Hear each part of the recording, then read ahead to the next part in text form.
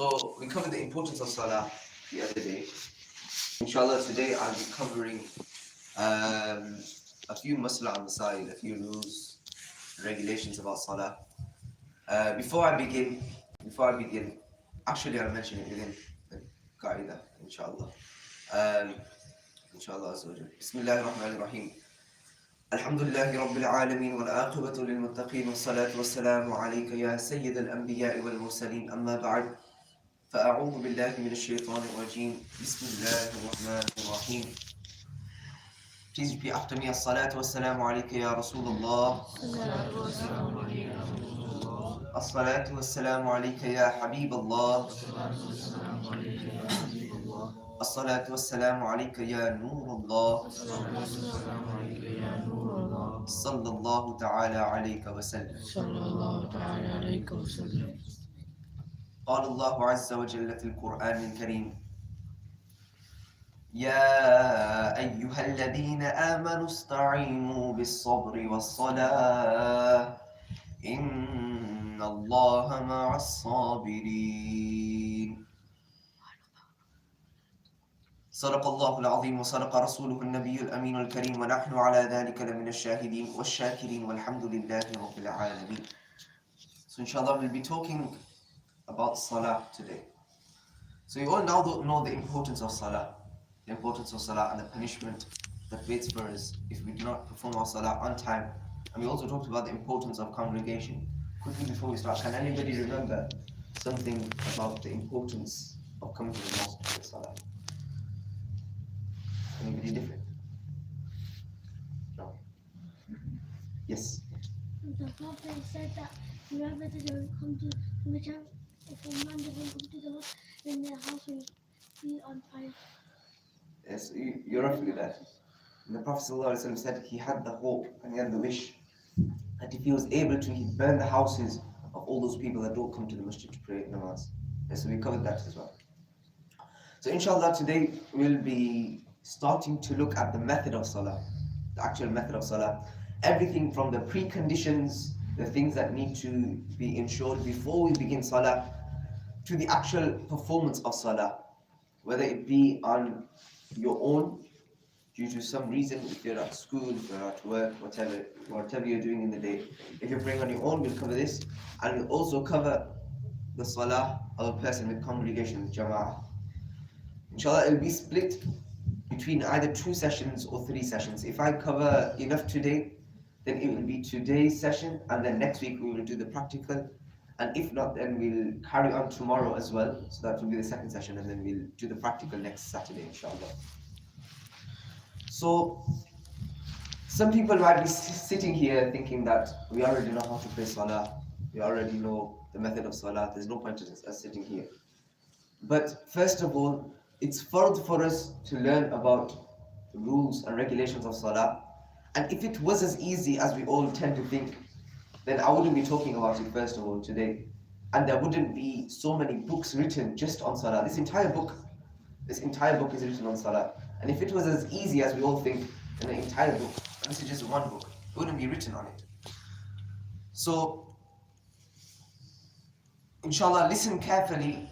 And even if you know the basics, there will be a few masala that even the grown-ups, I'm sure even the grown-ups, some of you won't know. So inshallah, if you listen, you'll pick up on little things and it'll help improve your salah, inshallah. Now, beginning with the prerequisites of salah. Prerequisites of salah. Does anybody know what I mean by that? Yes, I heard someone say.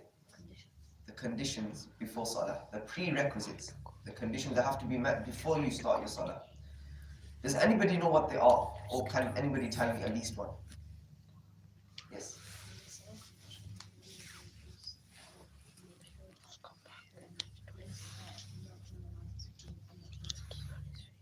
Well then. So you've got to ensure that Tahara is there. You've got to ensure that Tahara is there, meaning that the place that you're praying and the clothes that you are wearing are clean. Can anybody tell me another one? Yes? What? Can anybody tell me what that means in English? Time. Well done, mashallah. So we've got to ensure that the work or the time is met for that particular salah. And we talked about how salah goes qada in the first place. Can someone explain to me how salah goes qada in terms of beginning times? Yes? When after the when it's a new salah, when the beginning time of that salah begins, then the namaz before that is qadana. Perfect, mashallah. And remember, there's a difference in that ruling for Fajr Salah because you have sunrise that comes in the middle of Zuhr and Fajr. But mashallah, well done. Yes? So the beginning time of one Salah is the ending time of the previous Salah. So we've had Tahara, we've had what? Can anybody tell me another one? Anybody else? Satri, mashallah. Barakallah. Satri Awra. Can anybody tell me what that means? Satri Awra. Anybody, even if you have a rough idea, even if you say a few words, inshallah. Yes. Covering of your body. Covering those parts that are not allowed to be exposed. I'll go through these in detail, but this is just an overview. So we have Tahara, we have Waqt, we have Satri Awra. Can anybody tell me another one? Yes. Where you pray the most correctly. A precondition for Salah. A precondition. Something else that needs to be met before you start your Salah. When you're ensuring that you're praying your Salah properly, that's what you're praying Salah is. So before Salah, Praying in a clean place. yes, but that's part of Tahara. Yeah? We talked about purity, he said about the place that you're praying being clean and the clothes that you're wearing being clean. Yes? Do your wudu before praying. That's still part of Tahara. Anybody else? Facing the Qibla. Facing the Qibla. Facing the Qibla. Yes, that's a different one. Facing the Qibla, you've got to ensure that you're not praying in any direction. You've got to make sure you're facing the Qibla. Where the Qibla is known. There's difference in rulings when you don't know where the Qibla is.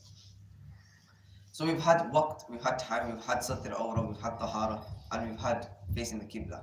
Can anybody give me the two last ones?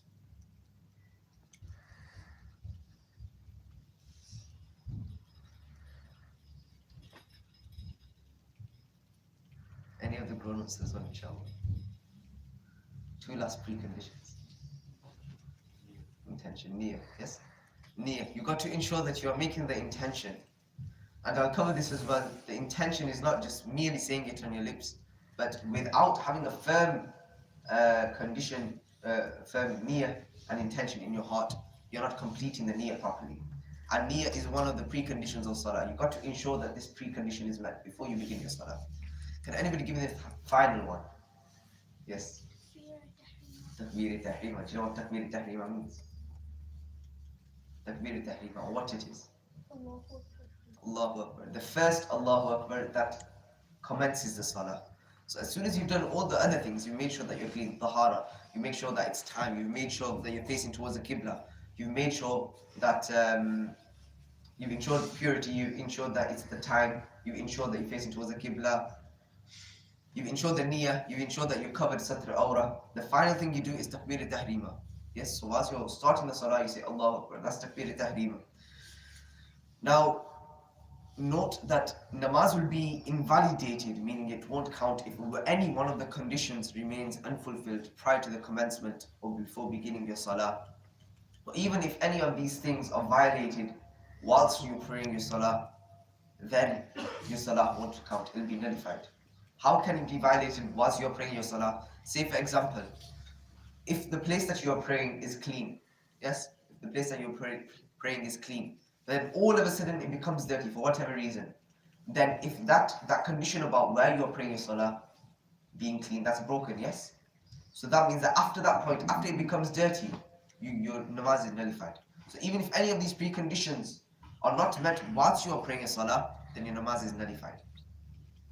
So starting with the first one, tahara, purity, we've already covered it in a lot of depth.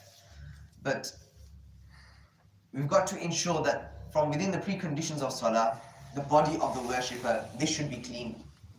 And this should be clean from hadath akbar, enough so that you do not have to do ghusl, the obligatory bath.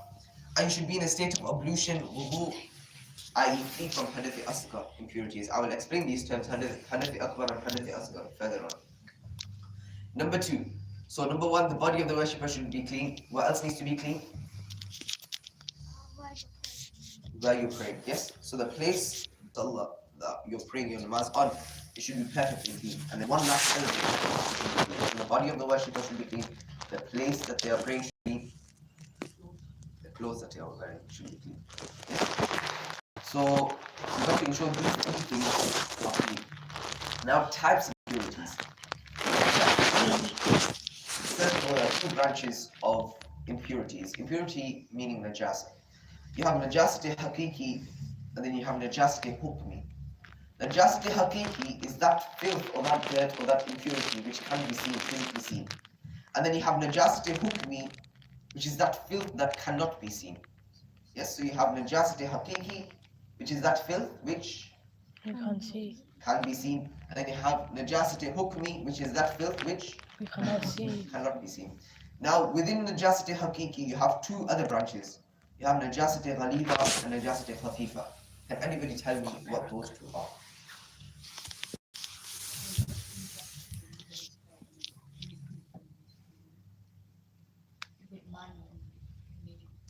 Perfect. Major and minor. Yes, najasati ghaliza are major impurities, major dirt. And najasati khafifa is minor dirt. Now, najasati ghaliza, which is major dirt, an example would be flowing blood. So if you have blood which is flowing, then that's part of najasati ghaliza. If this impurity is more than the size of a dirham, which is an Arabic coin, then it is fard to remove this before salah, else it will be rendered invalid.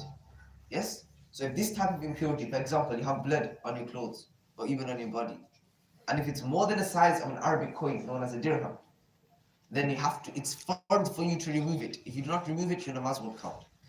Then najasati khafifa, which is the minor dirt. An example is the urine of a halal animal, which is four-legged. Yes? If this type of impurity is found on a cloth and it covers more than a quarter of the portion of that cloth, or if it's found on the body part, then more than a quarter of that body part, then it is fard to remove it. If it's equal to a quarter, then it is wajib to remove it. Yes, but you've got to make sure that if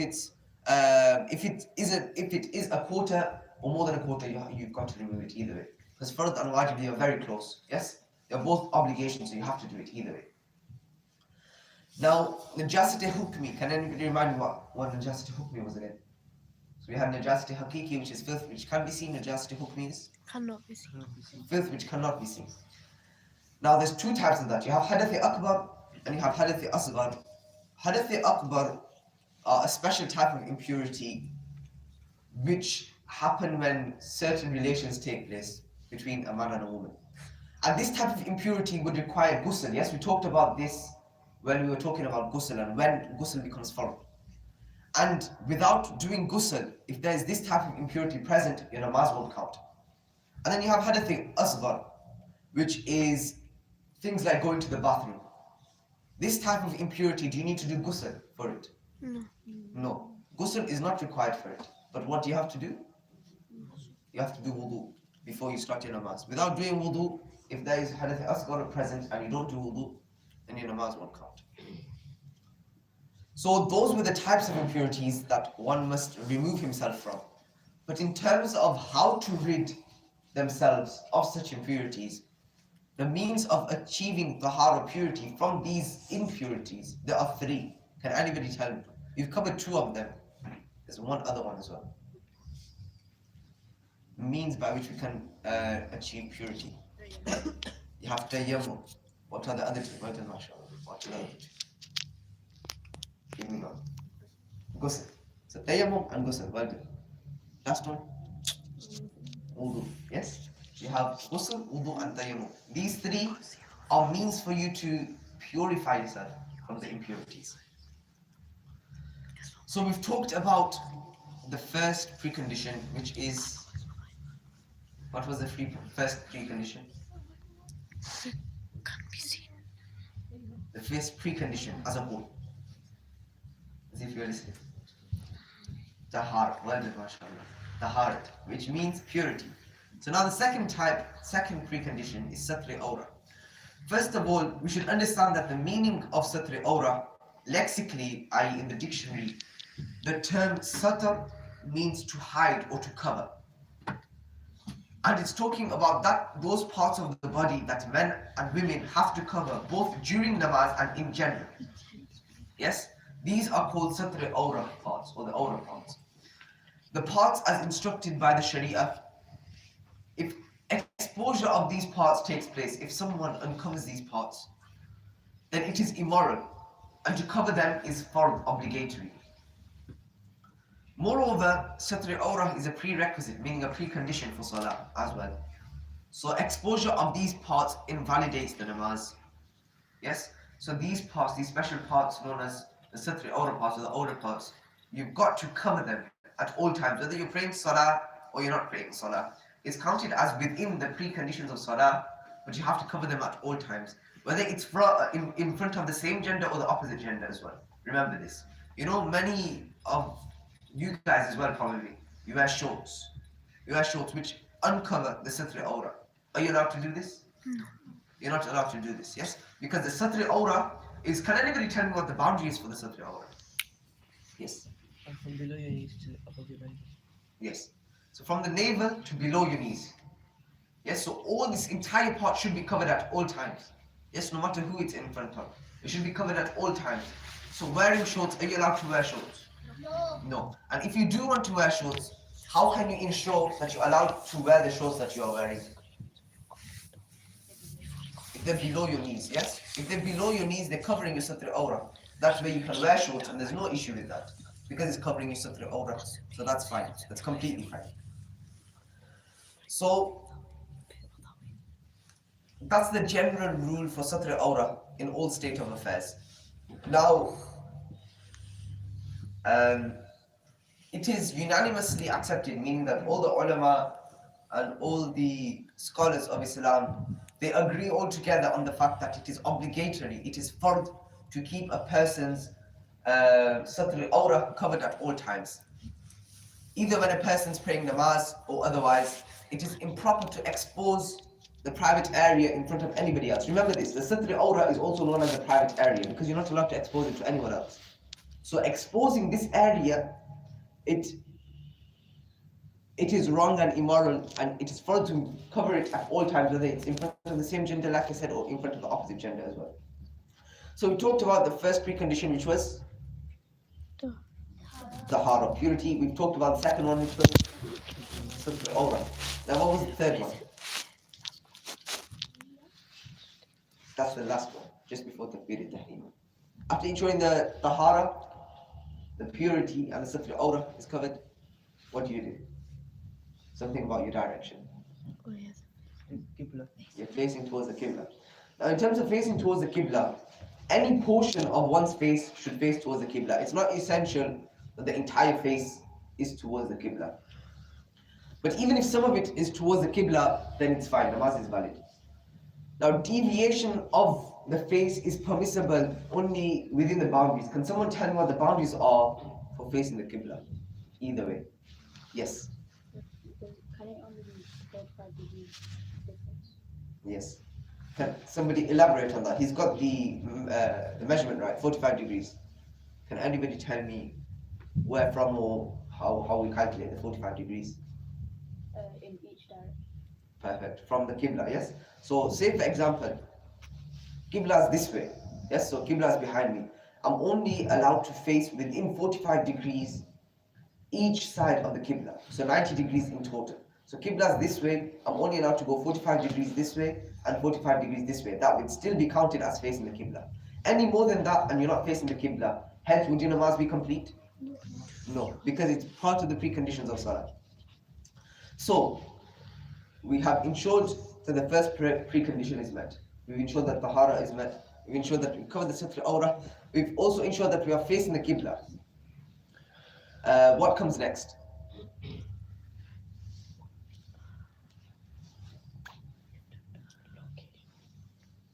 Yes. Before that? Time. What? And we've already talked about this, yeah? The beginning time of one salah is the ending time of the next. The previous one. So if you pray a salah in a time where that specific salah is not supposed to be prayed, would that be counted as ada salah or qada salah? Qada. qada anhu. What does that mean? Yes.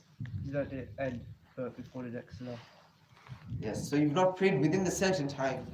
So it's not, you've not fulfilled your obligation of praying that salah on time. Yes, so you'll be punished for it. So you've got to ensure that the waqt, the time that you're praying your salah in, is correct as well.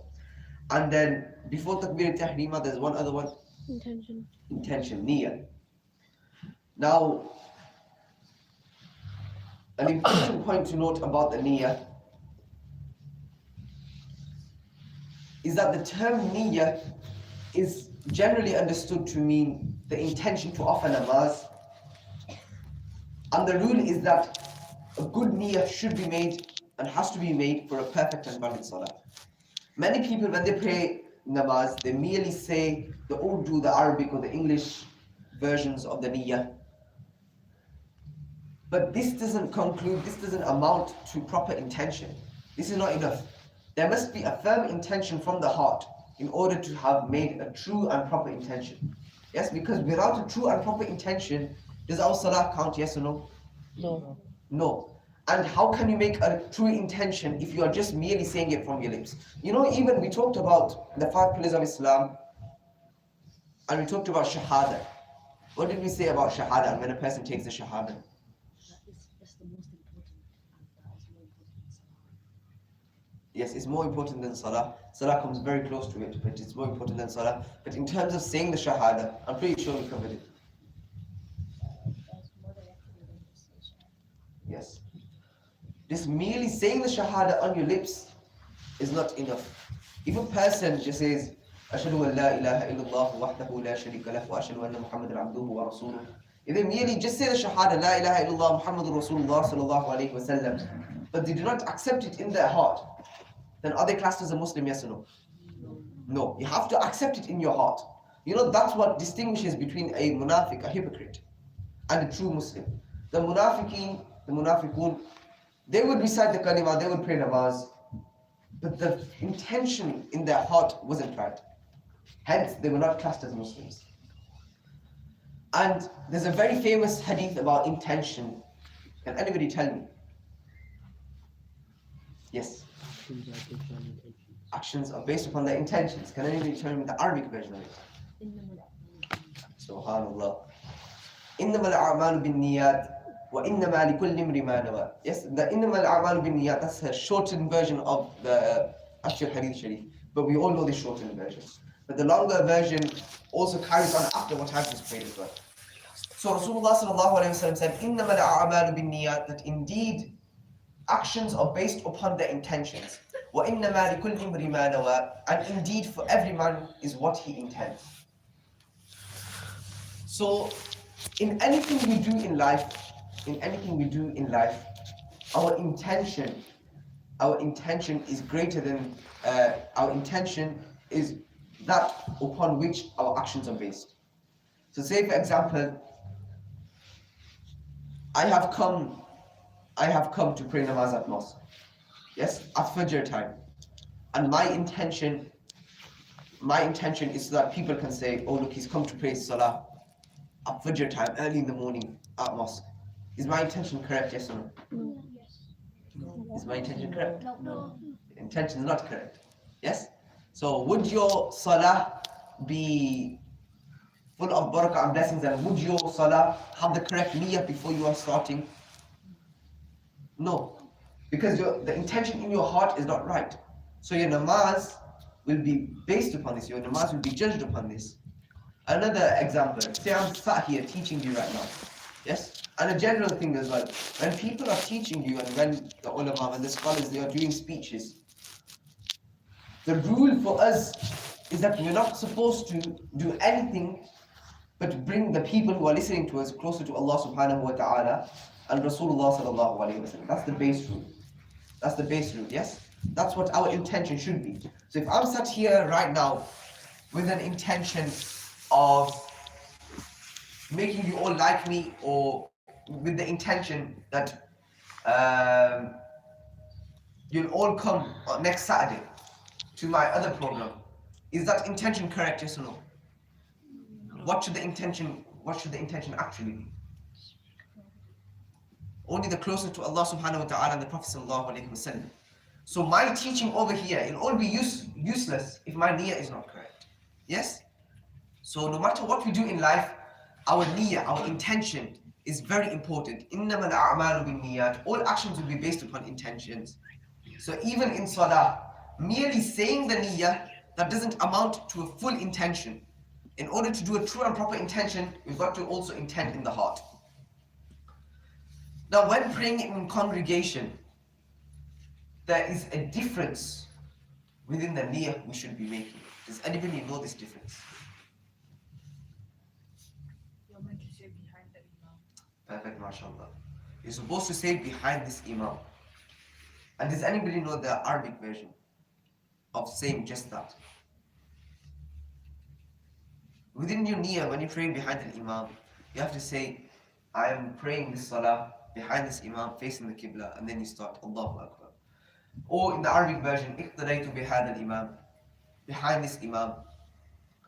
And did you know that without praying this part, if you're praying in congregation and you do not say this part and you don't know it truly in your heart that you are following this imam, then your salah behind this imam is rendered invalid. You have to repeat that salah again. It's not counted because you have to make the intention of following this imam.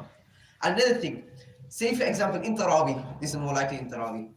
Say you're right at the back, so all you can do is hear the imam.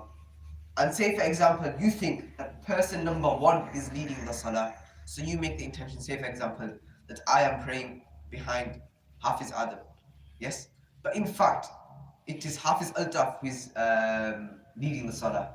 But you make the intention that, Ya Allah, I'm praying this salah, this 2 rakat of Sunnah Tarawih behind Hafiz Adam. Your namaz will not count. Your namaz will not count if you make the intention of praying behind person X when in reality person Y is leading.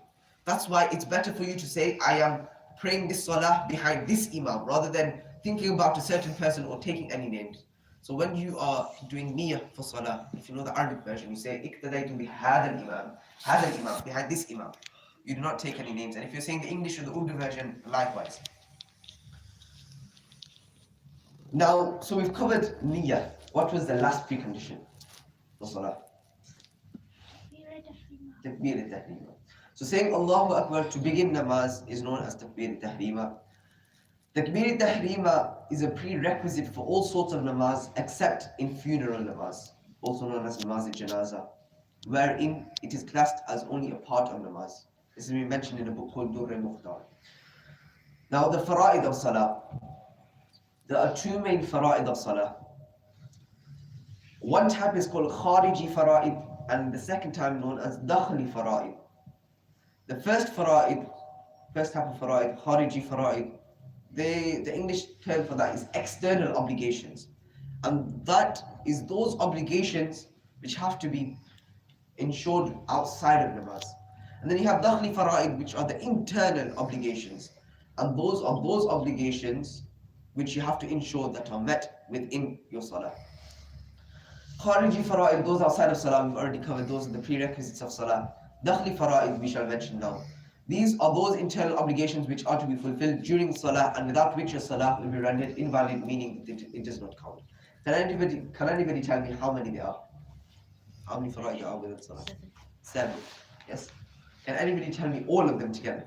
Takbir tahrima, qiyam qirat, ruku sajda, qaida akhira, ruju sunni. Well done, mashallah. Can you tell me what Kunuj Sunni is? It's assalamu alaikum to last. Yes. So to end the salah with salam. So you have takbir tahrima, you have qiyam, qira'at, ruku, sajda, qaida akhira, and to end with salam, also known as khuruj bi sunni. Now, these are the fara'id of salah, and we know that without these fara'id, our salah is not counted. So we've got to ensure that we are meeting all these obligations within salah. To begin takbir tahrima. Now you might be thinking that we've mentioned this within the preconditions of salah, while they're within the front of salah as well. Yes, we've mentioned them in the dakhli and the khariji fara'id. The answer is because in the preconditions, as soon as you do takbir tahrima, is there a duration, is there a gap between after you finished your takbir tahrima and the point where you've entered salah? Is there a gap between this point? No, there isn't. As soon as you say Allahu Akbar, you entered into namaz. Yes? So it's so close to the entrance of salah that it's included within the preconditions and within the fara'id of salah as well. So it's within the khariji and the dakhli fara'id. Now the answer, due to the fact that it's so close, that's why it's been mentioned in both. Takbir is the act of praising Allah subhanahu wa ta'ala, our Lord Azza wa Jal, through the articulation of the words Allahu Akbar. Can anybody tell me what that means? Allahu Akbar. Means Allah is the greatest. Allahu Akbar meaning Allah is the greatest. There are two types of takbir within salah. There are two types of takbir within salah. We have takbir-e-tahrima, which is the original commencement of salah with Allahu Akbar. And then we also have takbir-e-intiqal, which are all the other types of takbir, all the other times the Imam says Allahu Akbar, or you say Allahu Akbar if you're praying on your own, which isn't takbir-e-tahrima. Yes? So the first Allahu Akbar, that's known as takbir-e-tahrima. And then the Allahu Akbar to go into ruku, and then to go into sujood, and to come out of sujood, to go back into sujood again. All the other takbirs, they are known as takbir-e-intiqal. Now, in regards to Jama'at and takbir-e-tahrima, there are immense benefits of joining the Jama'ah at takbir-e-tahrima. Yes? But if one comes late, then as long as he catches the first rak'at, then he will receive the benefits of joining with takbir-e-tahrima. It's written in Bahar Sharia. Yesterday I covered some of this for those that were sitting after Taraweeh, about what is classed as catching a rak'at. Can anybody explain? Yes. Before there has to be a moment between the ruku. Like you both have to be in ruku for a moment. Like so if the Imam is already in ruku and I join whilst he's in ruku, there must be a moment, and then he goes back.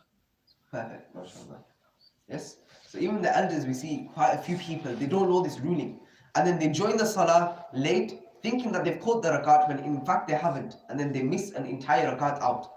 And if you miss a rakat, is your salah counted? Yes or no? No. So you're ruining your salah if you do not catch a rakat. So you've got to know this ruling. So the ruling is, say the Imam is in ruku and you walk into the Jamaat Khana.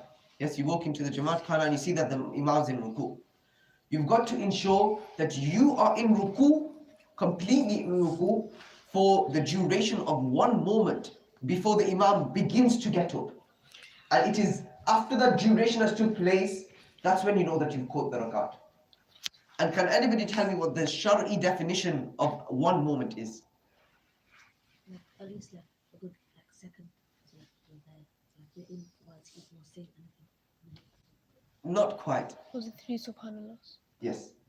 Perfect. The Shari definition of 1 moment is the duration it takes for a person to say Subhanallah 3 times. So you've got to be completely in ruku with the Imam for the duration of saying Subhanallah 3 times, also known as 1 moment, before the Imam begins to get up. If it's any less than this, then have you caught the rakat, yes or no? No. No. So you have to make up the rakat after the Imam has finished. So remember this point. And also, when people come in late, especially the children, when people come in late, they merge 3 fara'id of salah all together just to catch the rakat. Can anybody tell me what those 3 fara'id are that they merge together? Oh, 3 of you put your hands up. Give me 1 each. Allahu Akbar. Takbir al-Tahrima, yeah? Allahu Akbar. Qiyam. Qiyam, Qiraat. Ruku. ruku. Yes? Because qiraat, if you're praying behind the Imam, then you don't do qiraat anyway. Yes? So, Takbir al-Tahrima, Qiyam and ruku. So many people, they come in late, and then just to catch the rakat, they merge all 3 into 1. Yes, they're putting their hands down at the same time, they're folding it and going into ruku at the same time. They're merging all 3. Hence, they're not doing any of the 3 correctly. And would your namaz count if you do that, if you merge all 3 together? No. No. Why? Because you haven't completed the Farad act. You haven't completed the fara'id acts properly. All 3 of them are fara'id, without which your namaz is incomplete. So by merging them, you're going, there's no point you trying to catch the rakat in the first place, because your namaz isn't counting, because you're not met the fara'id. And some people, they do this, they merge all three together, and then they're not even in ruku for the same duration that it should be. So they've not started the salah properly, so they're not even praying salah in the first place. They're doing exercise, like I said, with the imam, because they're not praying salah, because they've not done it properly. And not only this, but they think they've caught a rakat when they haven't. So you've got to ensure that you know the rulings, inshallah. So when joining the Jamaat, try and come on time. But if you are running late for whatever reason, don't rush to the extent where you are not performing your salah correctly just to catch the rakat. Because in doing so, not only will you not catch the rakat, most likely, because if you're rushing that much, the imam's probably already getting up anyway. Not only will you rush by not doing your fara'id properly, but you will also not catch the rakat anyway. So it'll be heedless, it'll be pointless. Now, another important mas'ala about takbir al-tahrima. When a person raises his hands, this is generally, whether you're praying with Jamaat or you're praying on your own, when a person raises his hands, they should ensure that the fingers are relaxed, making sure that they're not bent and making sure they're not completely straight either. They should be relaxed. It's been mentioned in Bahar al-Sharia. You should make sure that they're not completely straight, not completely bent. Nor should they be together, nor should they be completely wide. They should be completely relaxed. Completely relaxed when you're doing Allahu Akbar. Yes? And where should your hands be facing when you're doing Allahu Akbar? The Qibla. Many people, they go like this. Supposed to be facing the Qibla. Making sure that your fingers are relaxed. Now, another thing, many people do this. As soon as they finish Takbir al-Tahrima, they swing their arms. They go like this. Yes, so they go like this, swing their arms back, and then they fold their hands. Does anybody know what the ruling is about this? Anybody know if you're allowed to do it or not? You know? You're not allowed to do that. You're not allowed. Yes? So as soon as you finish your Takbir al-Tahrima, your hands should go down and straight away fold your arms. You shouldn't be swinging your arms behind. Yes? Now, in terms of Qiyam, we're going to have to continue this tomorrow because we've only started the fara'id within Salah. So we'll continue this tomorrow. We'll go on for about 500 minutes more, inshallah. So in terms of Qiyam, what's Qiyam? Can anybody tell me what Qiyam is? Is it what you pray during when you're standing up? Say that last part again. When you're standing up. When you're standing up. Qiyam is when you're standing up. It is standing erect within Salah. Now the essential feature of a valid Qiyam, in order for a person's Qiyam standing up within namaz to be counted, the way you can tell if you're doing Qiyam correctly is if when you are standing correctly, you are going to be folding your hands, yes? But if you were hypothetically, you can practice before you pray Salah.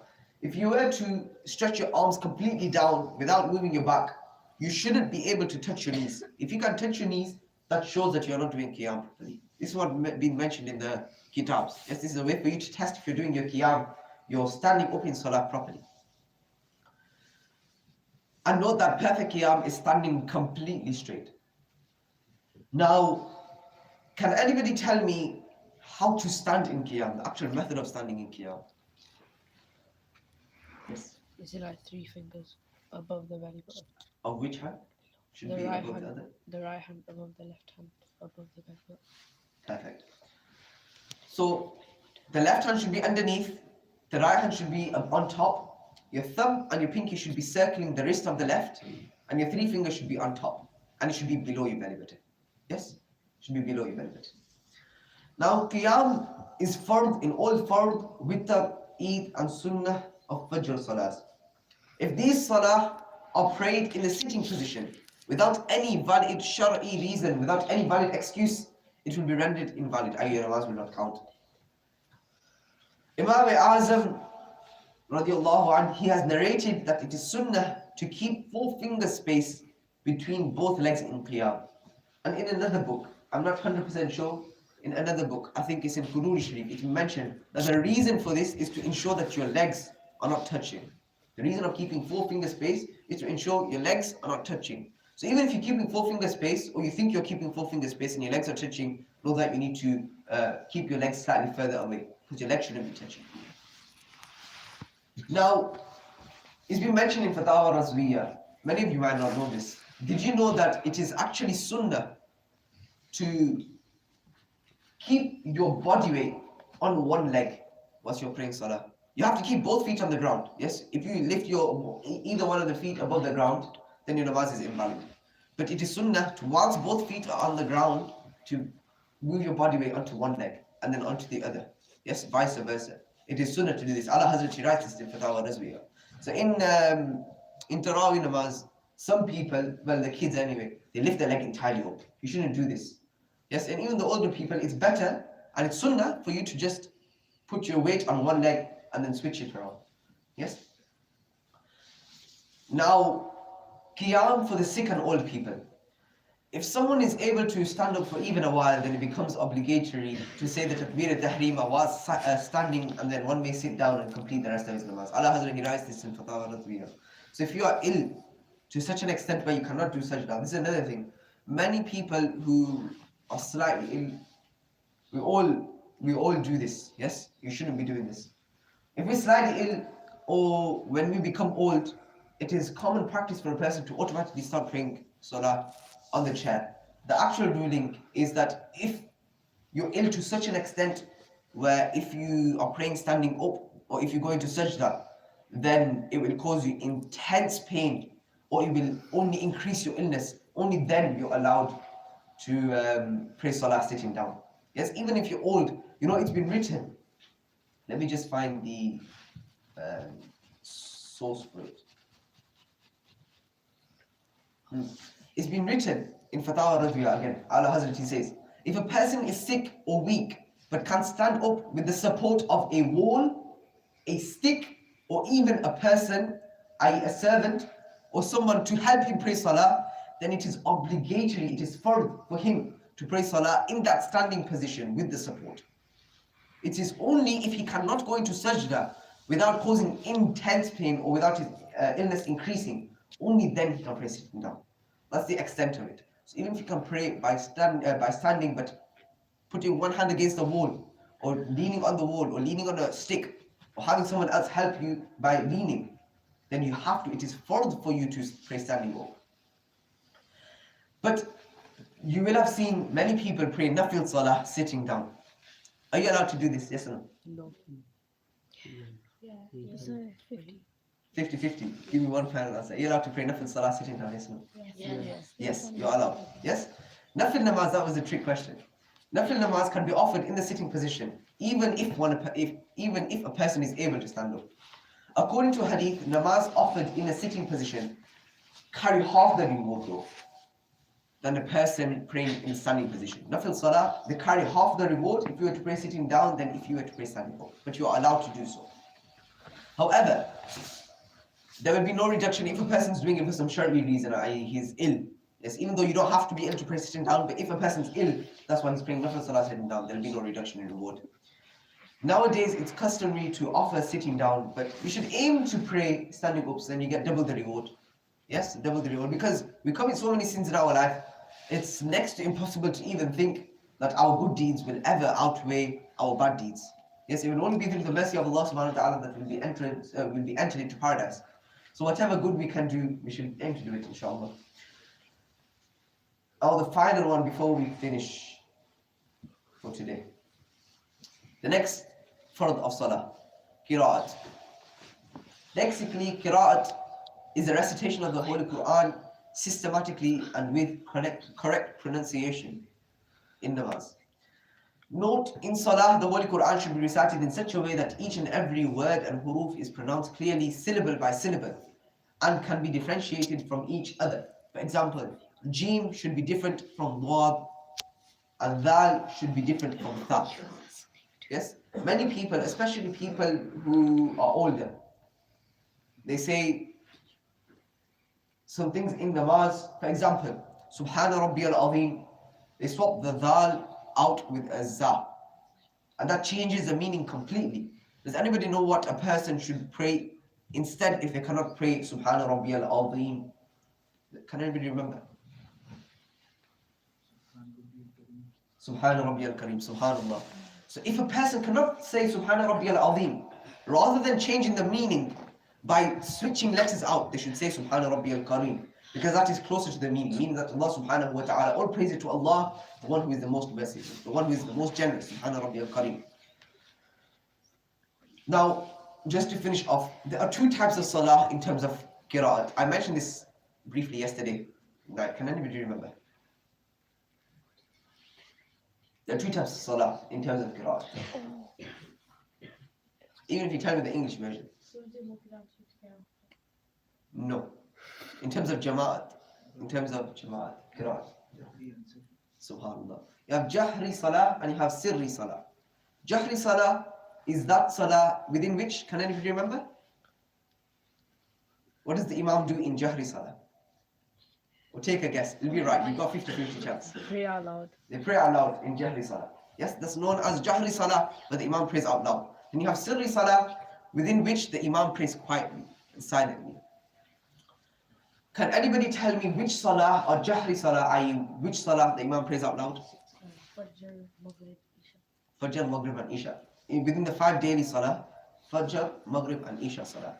And you know, yesterday we were talking about praying salah when you're praying behind the imam.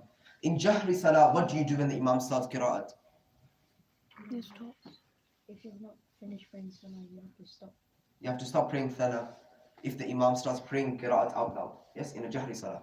If the imam starts qira'at in sirri salah, what do you do then? You carry on You carry on. Why? because you can't hear what he's You can't hear what he's saying anyway. So you don't know when he started his qira'at. So you can finish your entire salah. And one thing I mentioned yesterday, I was reading today, and the actual ruling is, you know, someone asked, I think, someone asked yesterday that when you are praying behind the imam and you sat in the tashahhud position, you sat in qaida, whether it's qaida ula, i.e. after the second rakat, or qaida akhira, yes? I originally said yesterday that in qaida ula, that you have to finish the tashahhud before you stand up. But it is also the case in qaida akhira as well. Yes, Ala Hazrat writes this in Fatawa Razviya, that you have to do this in qaida akhira as well. Yes, so as soon as the imam does salam, whether you sat after the second rakat or after you sat, if the imam stands up for the third rakat when he sat down after the second rakat, or if he finishes his namaz after the fourth rakat, either way you have to pray your tashahhud before you stand up with the imam or before you do salam. Does everybody understand? Durud Ibrahim and Durud Mathura, that is what we said yesterday. You don't have to finish that. You have to finish your salah with the imam. But you have to ensure, no matter what, you pray the tashahhud at all times when you sat down. Everybody understand? Yes. Inshallah. In Jahri namaz, something you might not know, when a person's praying on their own in Jahri namaz, i.e. The salah within which the imam would normally pray out loud, i.e. Fajr, Maghrib or Isha salah. In Jahri salah, the recitation of qira'at is left on munfarid's wish. Does anybody know what I mean by munfarid? Anybody? Someone who's not praying with jama'at, someone who's praying on their own is known as a munfarid. If they're praying on their own and it is a jahri salah, i.e. they're praying Fajr on their own, they're praying Maghrib on their own, or they're praying Isha on their own, then if they want to, they could do qira'at out loud on their own, when they're praying on their own. Yes, without jama'at. But qira'ah when even in jahri salah, if you're doing adha salah, meaning you're praying on time, then it is desirable, it is mustahab to pray out loud. Yes, so when you're praying on your own, when a munfarid is praying on their own for adha salah, which is jahri, then it is mustahab for them to pray out loud. But for qada salah, it is wajib to recite qira'at silently, whether they are praying a sirri salah or whether they are praying a jahri salah. Yes, so if it's qada salah, either way they have to pray silently. But if it is a adha salah, then in jahri salah, they have the option to pray out loud, because it is mustahab to do so. Inshallah, we'll end there. I pray that Allah subhanahu wa ta'ala forgives me for any mistakes that I have made. I pray that Allah subhanahu wa ta'ala first of all gives me the tawfiq to act upon what I have said. I pray that Allah subhanahu wa ta'ala then and only then gives us all the tawfiq to act upon what I have said. I pray that Allah subhanahu wa ta'ala gives us all the tawfiq to make clear and pure intentions in whatever we do in life. I pray that Allah subhanahu wa ta'ala forgives us for all of our sins. I pray that Allah subhanahu wa ta'ala makes Ramadan a means of reformation for us all, so that after Ramadan we come out closer to Him than we were before we entered it. Pray that Allah subhanahu wa ta'ala makes Ramadan a point of realization in our lives, so that we go closer to Him Azza wa Jal. And I pray that Allah subhanahu wa ta'ala gives us all the tawfiq to carry on the ibadah that we did within Ramadan, outside of Ramadan as well. Pray to Allah subhanahu wa ta'ala forgive me for any mistakes I have made. وَمَا عَلَيْنَا إِلَّا الْبَلَاغُ. Assalamu alaikum wa rahmatullahi wa barakatuh. Jazakallahu khair for coming. Inshallah, we will carry on with the fara'id of salah tomorrow, inshallah. Inshallah. Assalamu alaikum wa rahmatullahi wa barakatuh.